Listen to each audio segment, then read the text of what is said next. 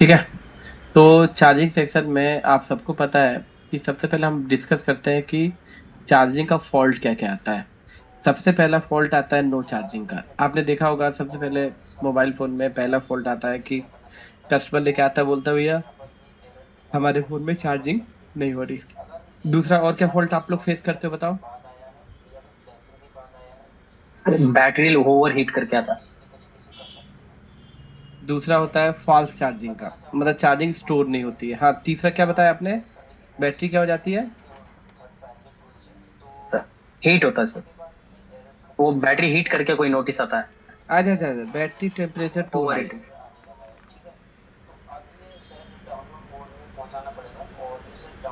To high. और बताइए, और कोई आपने देखा है प्रॉब्लम, और कौन कौन सी प्रॉब्लम देखी है। चार्जर सर बोल रहा एक था एक आपने इसमें हो सकता directly directly fifty fake percent charge. से ऊपर चार्ज होता सर। ठीक फेक है। चार्ज होता है। हाँ देखो, फॉल्स चार्जिंग मैंने ऑलरेडी लिख दिया है कि जैसे 50% पे है, चार्जिंग 2 घंटे तक लगा के रखे 85% पे, उसको फेक चार्जिंग या फॉल्स चार्जिंग के हिसाब से उसको जानते हैं, है ना। और एक आता है, सर एक ऑटो चार्ज। हाँ एक आता है ऑटो चार्ज, एक आता है बिना बैटरी लगाई चार्ज होता रहता है। ये भी एक फॉल्ट आता है। और कौन सा फॉल्ट आता है बताइए। Slow charging. No charging, false charging, battery temperature too high और ऑटो चार्ज, ठीक है। और एक और फॉल्ट आता है कि कभी कभी ना हम जब बैटरी को निकाल के लगाते हैं तो 100% दिखा देता है, फिर बैटरी को कभी निकाल के लगाते हैं तो 10% दिखाता है। मतलब बैटरी का जो परसेंटेज होता है इसका इशू होता है, बैटरी परसेंटेज इशू।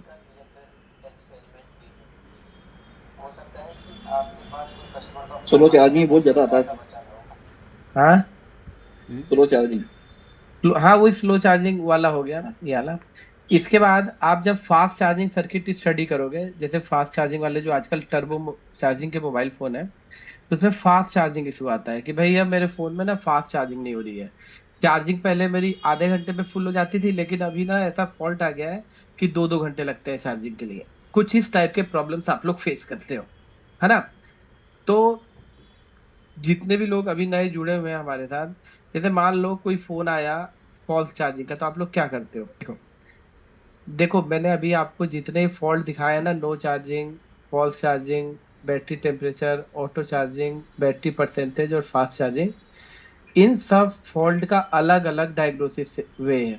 ऐसा नहीं है कि ये सब जो फॉल्ट मैंने आज सामने लिख रखे हैं कोई चार्जिंग आईसी से ठीक हो जाएगा या पत्थर से ठीक हो जाएगा या जैक से ठीक हो जाएगा। इसके लिए आपको पूरे चार्जिंग सर्किट को समझना पड़ेगा कि चार्जिंग सर्किट कैसे काम करता है, ठीक है। जब चार्जिंग सेक्शन के पूरे चीजों को समझ जाओगे तो अपने आप पता चल जाएगा कि चार्जिंग सेक्शन को कैसे रिपेयर करना है। समझ में आया कि नहीं आया। हेलो। हाँ सर। Yes sir. तो हम यस सर। रिपेयरिंग करने के पहले हम पूरे चार्जिंग सेक्शन को पहले समझते हैं कि हमारे फोन का चार्जिंग सर्किट कैसे काम करता है, उसके बाद ही फिर हम देखेंगे कि कैसे कैसे क्या करना है, ठीक है। तो इसके लिए सबसे पहले मैं बता दूं कि हम लोग चार्जिंग का जो हमारा सेक्शन रहेगा कम से कम 5 दिन चलेगा, और उसके अंदर हम क्या क्या स्टडी करेंगे उसको भी एक बार हम समझ लेते हैं, ठीक है। तो देखिए, ये तो मैंने बता दिया फॉल्ट, अब हम स्टडी क्या करेंगे ये देखते हैं, ठीक है। तो देखिए,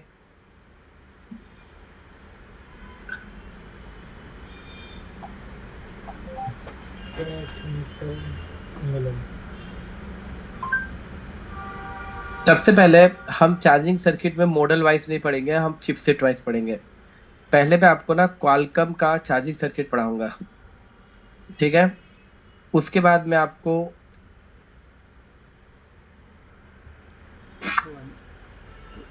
मीडियाटेक का चार्जिंग सर्किट पढ़ाऊंगा। उसके बाद मैं आपको एक्साइनोस का पढ़ाऊंगा, सैमसंग का। उसके बाद मैं आपको एक एनालॉग चार्जिंग सर्किट पढ़ाऊंगा जो एम आई इन्फिनिक्स, टेक्नो, लावा, लेनेवो इन सब मॉडल्स में यूज होते हैं, एनालॉग चार्जिंग सर्किट। और उसके बाद मैं आपको फास्ट चार्जिंग सर्किट के बारे में बताऊंगा। इसके बाद में ये काम करना, ऊपर वाला बंद और हो गया, जैसे वॉल्यूम बढ़ाना हो ना, वॉल्यूम नहीं काम कर रहा।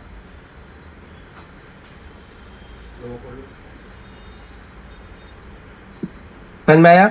इस टाइप से हम पूरे चार्जिंग सर्किट को स्टडी करने वाले हैं, ठीक है। इसमें क्या SPRT होगा? क्या? वो सेम होगा। अगर आप एक्साइनोस मीडियाटेक और ये सब पढ़ ले तो एसपीडी तो सिंपल चिपसेट है, उसमें कोई दिक्कत नहीं है, ठीक है। समझ में आया सबको? तो हम अब स्टार्ट करते हैं चिपसेट के हिसाब से, ना कि मॉडल के हिसाब से। ध्यान रखना, मैं आपको मॉडल के हिसाब से नहीं पढ़ाऊंगा, चिपसेट के। उसके बाद मैं जब स्टडी करा दूंगा तो फिर आप किसी भी फोन का कोई भी चार्जिंग सेक्टर उठा के देख लेना, ठीक है। तो चलो स्टार्ट करते हैं। तो सबसे पहले स्टार्ट करने के पहले मैं आपको एक ब्लॉक समझाता हूँ, ठीक है।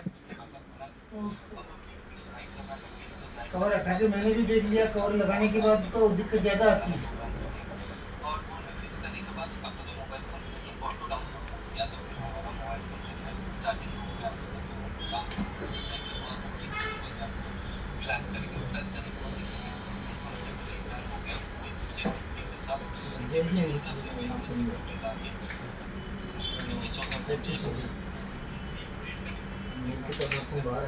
देखिए, सबसे पहले आप इतना समझ लीजिए कि हमारा जो मोबाइल फोन का चार्जिंग जैक होता है, ठीक है, उसके अंदर 5 पिन होती है। पहली पिन है जिसको हम बोलते हैं बी बस। पहली पिन को क्या बोलेंगे? बी बस।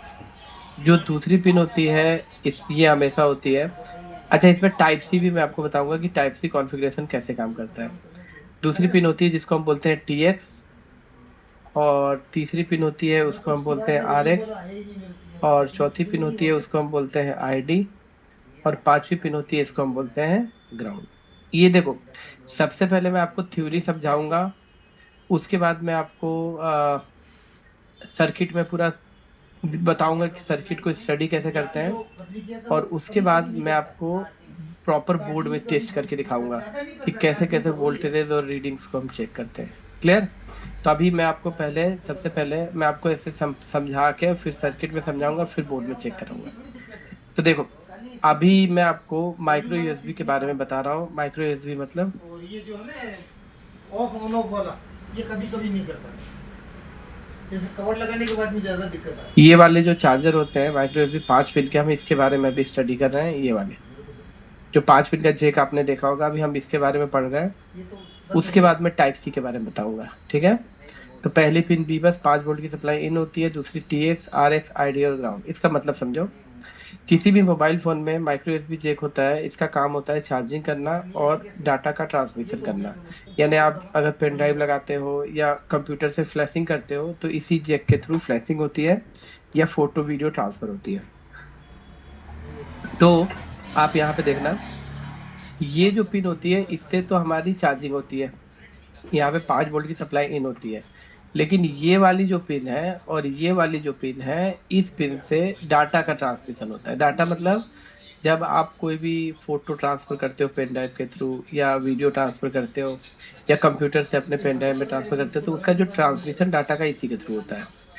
इसका मतलब ये नहीं है कि इसका कोई चार्जिंग से लेना देना नहीं है, इसका चार्जिंग से भी लेना देना है। चौथी पिन है ID। ID का मतलब होता है आइडेंटिटी। आइडेंटिटी का मतलब होता है कि चार्जिंग जो जैक होता है, इसका यूज आप चार्जिंग के लिए करते हो, इसके अलावा सॉफ्टवेयर से फ्लैशिंग के लिए करते हो, इसके अलावा पेन ड्राइव लगा के डाटा का ट्रांसफर करते हो, इसके अलावा कई बार फैन लगा के OTG ऑन करके फैन भी चला सकते हैं, लाइट भी जला सकते हैं, तो और रिवर्स चार्जिंग का भी काम कर सकते हैं। तो जो ID पिन होती है ना, ये अपने मोबाइल फोन को बताती है कि आपके चार्जिंग जैक में कौन सा OTG कनेक्ट है। इसके बारे में हम बाद में और भी डिस्कस करेंगे। और पांचवी पिन होती है ग्राउंड। तो देखो, हर फोन का एक बेसिक स्ट्रक्चर में समझाने की कोशिश कर रहा हूँ आपको कि कोई भी मोबाइल फोन हो, कोई भी मोबाइल फोन हो, आप किसे हम ओप्पो खोलें, वीवो खोलें, या कोई भी फोन खोलें, तो सबसे पहले कोई भी फोन आप खोलोगे ना, तो जैसे ही आप चार्जर लगाओगे तो 5 वोल्ट की जो सप्लाई है सबसे पहले जाएगी एक ESD डायोड पे। कोई भी फोन हो, मतलब मैं कोई पर्टिकुलर फोन की बात नहीं कर रहा हूँ। ESD नहीं, नॉर्मल डायोड होता है, एक पैरेलल में डायोड लगा होगा, ठीक है। इसके बाद ये 5 वोल्ट की सप्लाई एक कैपेसिटर पे जाएगी, फिर 5 वोल्ट की सप्लाई एक और कैपेसिटर पे जाएगी, ठीक है। और इसके बाद ये 5 वोल्ट होते हुए चली जाएगी, कभी भी चार्जिंग IC पे नहीं जाएगी। चार्जिंग की सप्लाई सबसे पहले OVP पे जाती है, ओवर वोल्टेज प्रोटेक्शन। OVP का फुल फॉर्म होता है ये क्या है? पत्ता। तो ये पता ही तो उस दिन पैसे दिए थे मैंने, 100 रुपए जो दिए थे। तो सर ऐसा ही डाल के थोड़ी दिया था आपको, सही दिया था, ये टूट रहा है पत्ता। फिर टूट गया। ओवर वोल्टेज प्रोटेक्शन देखिएगा ध्यान से। टूटेगा बार बार, आप बार बार लगोगे बार बार टूटेगा, ये गारंटी है मेरी। मतलब आप जैसे ही चार्जर लगाते हो तो 5 वोल्ट की सप्लाई एक डायोड पे कंफर्म जाएगी। बैक पैनल भी उसके ऐसे दो दूसरा कैपेसिटर डलेगा 3 और 4 पत्ता 5 change 6 होगा। लगे होते हैं जो इस वोल्टेज को फिल्टर बैक पैनल करेंगे है इसका और 3.5 फिल्टर वोल्ट। होते हुए ओबीपी आईसी के पास जाएगी।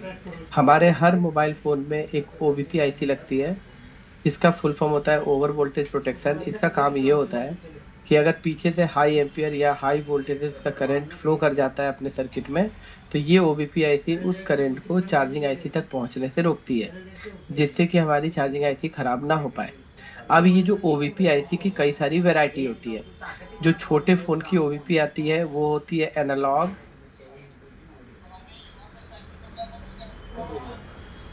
बड़े फोन की आईसी होती है डिजिटल, कुछ फोन में ओवीएलओ सर्किट होता है, कुछ फोन में यूवीएलओ सर्किट होता है। काफी एडवांस लेवल की ओबीपीज आती हैं, तो इसके बारे में हम बाद में डिस्कस करेंगे। अभी आप इतना समझो कि चार्जिंग लगाने पे सबसे पहले वोल्टेज कहाँ जाती है? ओबीपी ऐसी पे। ओबीपी। इसके बाद ओबीपी आईसी के अंदर जाती है मान लो 5 वोल्ट, तो ये ओबीपी इस 5 वोल्ट को अपनी दूसरी पिन से आउट कर देता है ऐसे करके, ठीक है। तो इसको बोलते हैं आउटपुट। 5 वोल्ट ही आउट करता है,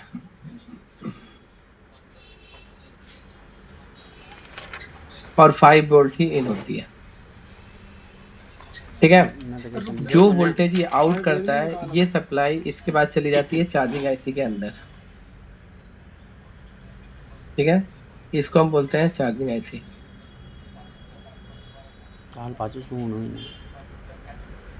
इसको हम बोलते हैं चार्जिंग आईसी। 5 वोल्ट की सप्लाई, मतलब ये 5 वोल्ट दिया और 5 वोल्ट आउट कर दिया। इसका काम होता है सिमिलर आउट करना। अगर हाई वोल्टेज आएगी तो ये आईसी या तो खराब हो जाएगी या इनपुट को यहीं पे स्टॉप कर देगी, आउटपुट दे देगी, ठीक है।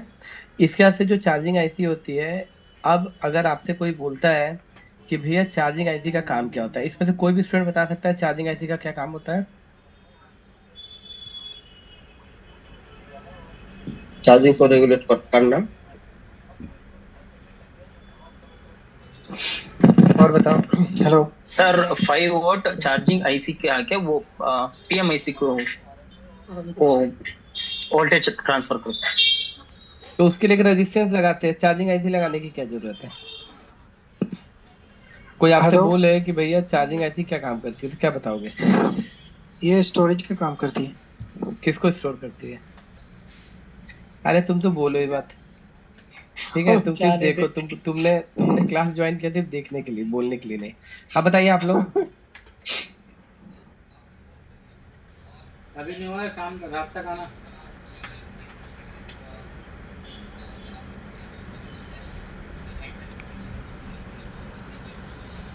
नहीं पता।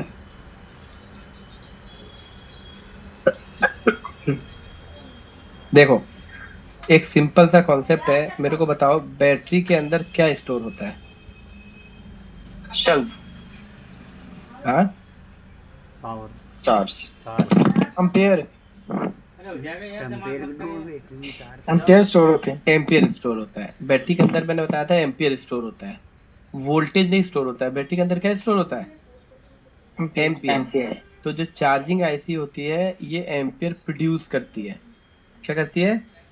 एम्पियर प्रोड्यूस करती है, ताकि आपके बैटरी के अंदर एम्पियर स्टोर हो सके। उसी को आप बोलते हैं चार्जिंग भरना, चार्जिंग को स्टोर करना।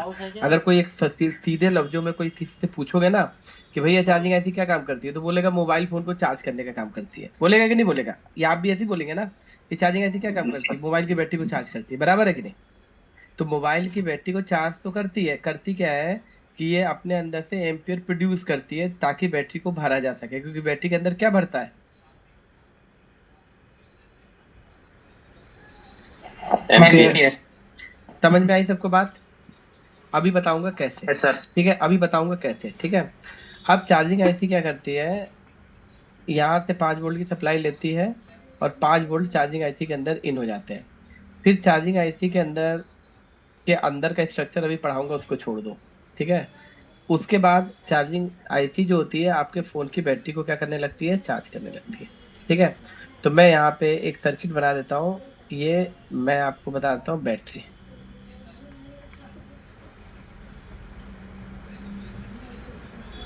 ये आपके फ़ोन की होगी बैटरी, टाइम नहीं है बेटा, देखो काम काम के हिसाब से होता है, टाइम नहीं होता ना। ठीक है। ये अपने फ़ोन के बैटरी को चार्ज करने लगती है, ठीक है। तो ये हो गया आपका प्लस और ये हो गया बैटरी का माइनस, ठीक। अब समझना बात को, ठीक है। तो हमारे मोबाइल फोन में इसको हम बोलेंगे चार्जिंग इनपुट लाइन और इसको क्या बोलेंगे, आउटपुट। चार्जिंग आउटपुट लाइन, ठीक। तो हमेशा ध्यान रखना जितने भी क्वालकॉम के चिपसेट होते हैं उसमें चार्जिंग आउटपुट लाइन में एक कोड रजिस्टर लगी होती है, याद है कोड रजिस्टर मैंने पढ़ाया था। हेलो,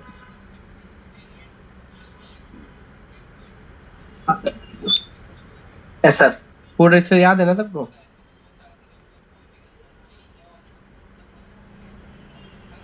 तो कोड रजिस्टर जो लगी होती है ना, उसी कोड रजिस्टर से दो लाइन निकलती है और हमारे sir. मोबाइल फोन में चार्जिंग आईसी के अलावा एक और आईसी लगती है जिसको हम बोलते हैं फ्यूल गेज आईसी। क्या बोलते हैं, फ्यूल गेज आईसी। और ये दो लाइन निकल के हमारे फोन के फ्यूल गेज आईसी पे जाती है।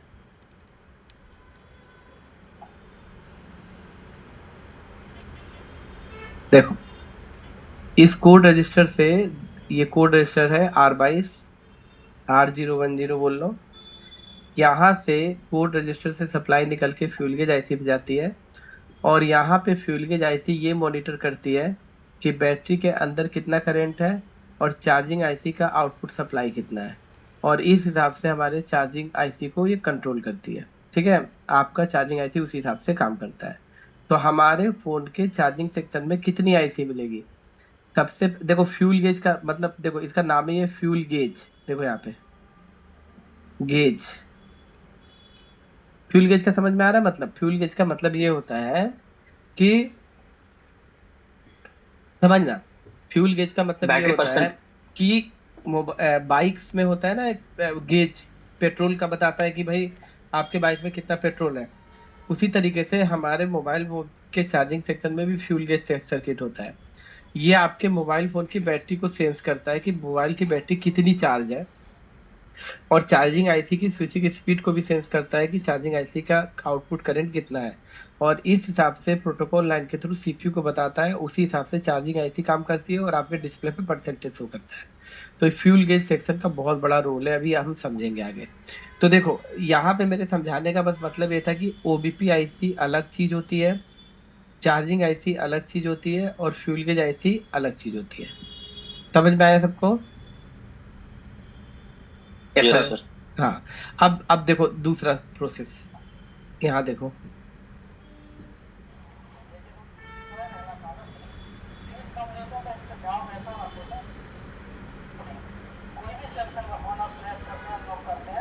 देखो हमारा जो मोबाइल फोन है ना, बेसिकली ऐसा होता है, देखो सभी जानते हो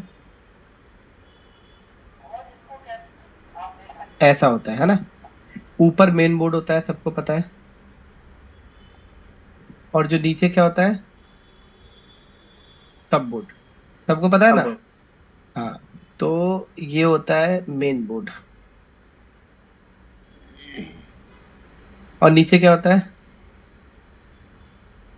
सब बोर्ड, सब। ठीक है ऐसा। तो आप सबको पता होगा कि हमारा जो चार्जिंग जैक होता है वो लगता है यहाँ पे, ठीक। तो जब हम किसी भी मोबाइल फोन के अंदर यहाँ पे चार्जर इंसर्ट करेंगे, यहाँ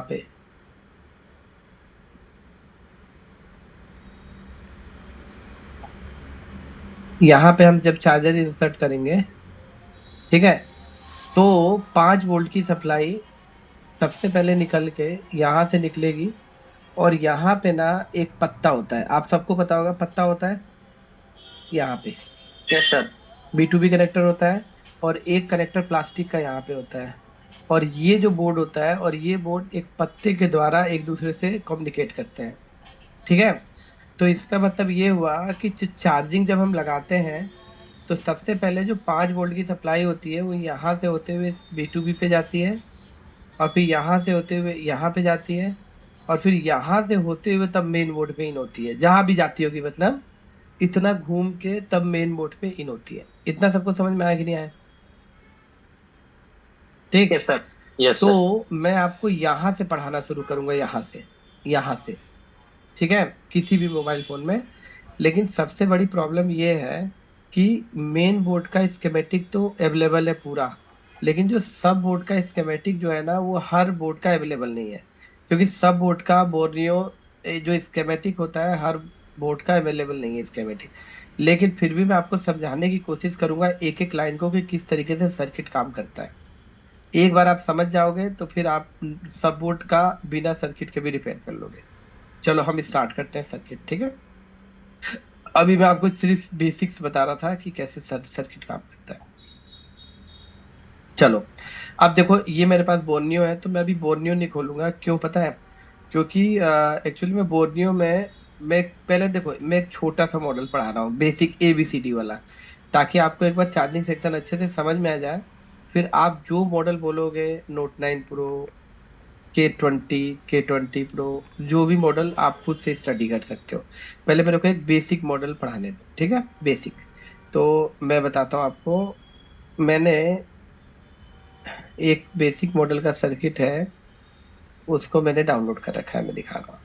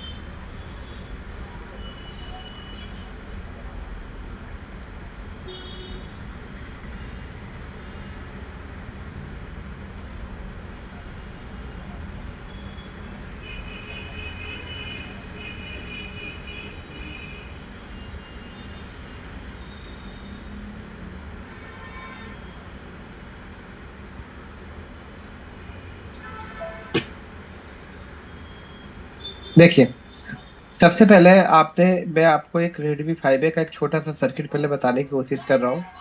आप अगर देखोगे रेडमी 5A, ठीक है, रेडमी 5A सब बोर्ड, देखिए अगर आप रेडमी 5A का सब बोर्ड देखोगे ऐसा होता है ये, ठीक है। तो सबसे पहले आप ध्यान दो कि जो इस जैक पे 5 वोल्ट की सप्लाई निकलती है और यहाँ से होके इस कनेक्टर पे जाती है और फिर इस कनेक्टर से ऊपर जाती है। तो हम पूरा स्टडी करने वाले हैं कि ये पांचों पिन की कनेक्टिविटी कैसे होती है, इसके टेक में क्या लगता है, कैसे कैसे सर्किट काम करता है, ठीक है।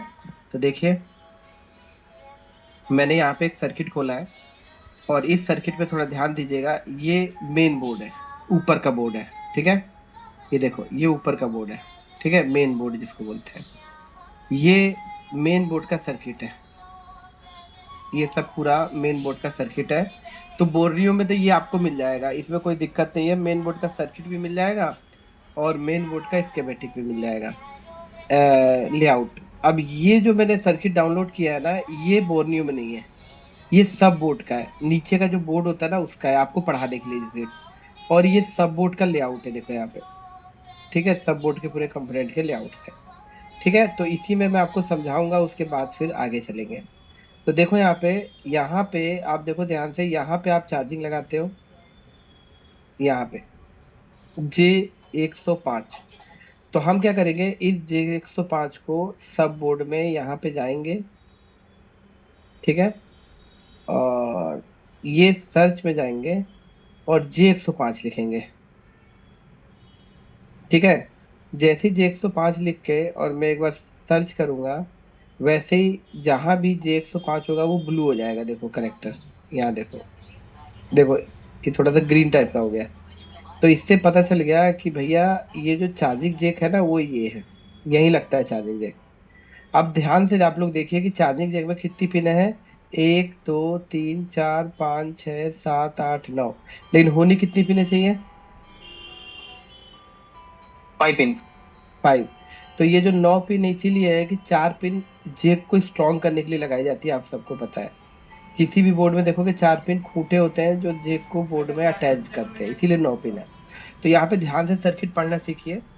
यहाँ पे देखिए जब चार्जर आप लगाएंगे तो पहली नंबर पिन है, इसका नाम यहाँ पे आएगी पिन और यहाँ पे खत्म हो जाएगी। इसका नाम है बी बस यूएसबी इन, ठीक है। यहाँ पे होने चाहिए +5 वोल्ट, इसका कोड नेम है। इसके ट्रैक में अगर आप ध्यान से देखेंगे तो यहाँ पे एक डायोड लगा है पैरेलल में, लगा कि नहीं लगा? पैरेलल में है ना, देखो इसका एक सिरा ग्राउंड है, देखो, यस यस सर। ठीक है। ये डायोड आपको हर एक मॉडल में पैरेलल में मिलेगा। ये जो डायोड होता है ये प्रोटेक्शन डायोड होता है, इसके अंदर जो इन्फ्युरिटीज आती हैं, नेगेटिव इम्पल्स आती है, उसको ग्राउंड करता है। अगर आप इस डायोड को यहाँ से हटा दोगे तो कोई फर्क नहीं पड़ेगा सर्किट पे, आपका चार्जिंग सर्किट प्रॉपर काम करेगा। लेकिन अगर ये डायोड यहाँ पे उल्टा करके लगा दोगे तो पूरी 5 वोल्ट की सप्लाई को क्या कर देगा? बंद, ग्राउंड कर देगा। ग्राउंड कर दे। तो आज के Ground कर बाद देगा। हम A50 पढ़े, A30 पढ़े, A10 पढ़े, A5 पढ़े, रेडमी 5A पढ़े, रेडमी 8 पढ़े, रेडमी 8A पढ़े, कोई भी फोन पढ़ोगे ना तो चार्जिंग सर्किट में आपको सबसे पहले डायोड देखने को मिलेगा, प्रोटेक्शन डायोड पैरेलल में। उसके बाद कंपनी ने देखो क्या किया है, एक डायोड लगाने के बाद, ठीक है, इसको अच्छे से स्टडी करना है, इसके बाद के चैप्टर बहुत आसान होंगे आपके लिए। एक बार बस बेसिक समझ में आना चाहिए। देखो ये डॉट का मतलब है कि ये इस लाइन में ये कंपोनेंट जुड़े हैं, नीचे डॉट नहीं है, मतलब ये कंपोनेंट का इस लाइनों से कोई लेना देना नहीं है, ठीक। तो सबसे पहले डायोड पे 5 वोल्ट की सप्लाई जाती है, फिर यहाँ से होते हुए कैपेसिटर पे 5 वोल्ट की सप्लाई जाती है, और फिर वहाँ से होते हुए दूसरे कैपेसिटर पे 5 वोल्ट की सप्लाई जाती है, और फिर एक रेजिस्टेंस पैरेलल में लगी है, कितने किलो ओम की लगी है देखो, 47 के। ठीक है। और यहाँ पे लाइन खत्म हो गई। तो ये चारों कंपोनेंट पैरेलल में लगे हैं देखो। तो ये प्रोटेक्शन के लिए लगा है, 2 कैपेसिटर फिल्ट्रेशन के लिए लगे हैं, और रेजिस्टेंस हाई वैल्यू की 47 किलो ओम की लगा रखा है, ताकि किसी भी कंडीशन में कोई भी एक फ्रिक्वेंसी आती है तो उसको ग्राउंड कर सके, ये भी प्रोटेक्शन के लिए। तो अगर यहाँ पे आप इसको भी हटा दो, इसको भी हटा दो, इसको भी हटा दो और इसको भी हटा दोगे तो क्या चार्जिंग होगी? होगी। Yes sir. बिल्कुल होगी, क्योंकि देखो इसको हटा दोगे तो ट्रैक नहीं ब्रेक होगा, सिर्फ प्रोटेक्शन खत्म होगा। इन दोनों को हटा दोगे तो ट्रैक नहीं टूटेगा, सिर्फ फिल्टर सर्किट काम नहीं करेगा। और ये रेजिस्टेंस भी प्रोटेक्शन के लिए लगी, इसको भी हटा दोगे तो कोई फर्क नहीं पड़ेगा। लेकिन अगर ये लाइन अगर टूट गई तो फर्क पड़ेगा, ठीक है। तो आपने क्या पढ़ा कि भाई सबसे पहले हमारे मोबाइल फोन में रेडमी 5A की बात करते हैं, चार्जिंग हम लगाते हैं तो सबसे पहले सप्लाई डायोड पे जाती है, फिर 2 कैपेसिटर पे और एक रेजिस्टेंस पे जाती है, ठीक है। तो यहाँ पे अगर हम देखेंगे बोर्ड की कंडीशंस, देखिए यहाँ पे थोड़ा सा ये, तो मैं आपको बताने की कोशिश करता हूँ कि सबसे पहले ये जो डायोड एक चौकोर ये लगा है, ठीक है, जिसपे सप्लाई जाती है, फिर ये कैपेसिटर ये लगा है, एक कैपेसिटर ये लगा है और एक रेजिस्टेंस ये, यहीं पे चारों है, ठीक है। अब आप बोलोगे अब मुझे कैसे पता चला? तो मुझे ऐसे पता चला कि ये जो दिया होता है ना, तो हर कंपोनेंट का एक नंबर होता है। डायोड का नंबर है TVS 605। तो इसका जो सब बोर्ड होता है, तो ये जैक था, और जैक के जस्ट ऊपर अगर आप ध्यान से देखोगे ना यहाँ पे, तो जो डायोड है देखो, जैक के जस्ट ऊपर TVS 605 लिखा हुआ है। इससे पता चल जाता है कि चार्जिंग की लाइन पे यही वाला डायोड लगा है। तो जब आप इस डायोड को उतारोगे तो आपको ऐसे 3 पिन मिलेगी, 1 2 और एक इधर 3। तो मैं आपको बता दूं ये दोनों पिन आपस में जुड़ी होती है, इसीलिए ये जो पिन है ये एक ही मानेंगे, ठीक है। तो इस तरीके के डायोड आपको अब हर मॉडल में देखने को मिलेंगे चौकोर। अगर निकाल दो कोई फर्क नहीं पड़ता, लेकिन शॉर्ट हो जाए तो पूरे लाइन को शॉर्ट कर देगा, ठीक है। तो ये डायोड आपको अब से हर मॉडल के इनपुट में मिलेगा। और यहाँ पे आप देखेंगे दूसरा कंपोनेंट है C530, C13 और रजिस्टेंस R605। तो अगर आप यहाँ ध्यान देंगे तो C530 ये लगा है, C13 ये लगा है और R605 ये लगी है। मतलब ये हुआ कि सबसे पहले सप्लाई यहाँ से निकलेगी और यहाँ से होते हुए डायोड पे जाएगी, फिर कैपेसिटर पे जाएगी, फिर इस कैपेसिटर पे जाएगी, फिर इस कैपेसिटर पे जाएगी रेजिस्टेंस पे। लेकिन दूसरी पिनों पे नहीं जाएगी क्योंकि दूसरी पिन क्या है, डिस्कनेक्ट। ग्राउंड। ठीक। अब इसके बाद ये जो सप्लाई है यहाँ से होते हुए कहाँ जाएगी, तो इसके लिए मुझे एक बार यहाँ पे क्लिक करना होगा। तो मैं एक बार क्लिक करता हूँ, तो मैं जब क्लिक किया तो मुझे क्या पता चला, ये सप्लाई कहाँ गई देखिए। कब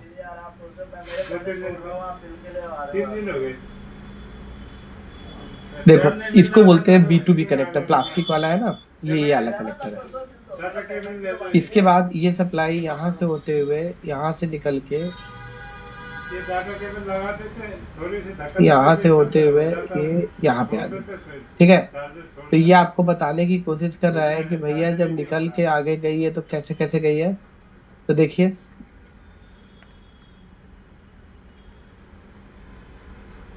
यहाँ देखिए, तो इस कनेक्टर की 5 पिन पे आती है। देखो V बस USB इन पिन नंबर 1, पिन नंबर 2, और देखो B बस USB इन पिन नंबर 30, 29 और 28, मतलब 5 पिन पे इन होती है। आप कभी भी बोर्ड में देखेंगे तो जो B2B कनेक्टर होगा वहाँ पे एक मोटी लाइन होगी, एक से ज़्यादा पिनें आपस में अटैच्ड होगी, क्योंकि जो BPH की जो लाइन होती है वो काफ़ी मोटी, सॉरी B बस की लाइन जो होती है 5 वोल्ट की, बहुत मोटी होती है, क्योंकि यहाँ पे हाई एम्पियर का करंट फ्लो करता है, तो लाइन जल ना जाए इसीलिए कंपनी काफ़ी मोटी लाइनें बनाती है B बस वाली। इसीलिए एक पिन नहीं 5-5 पिन लगाती है एक ही लाइन पे। कितना समझ में आया सबको?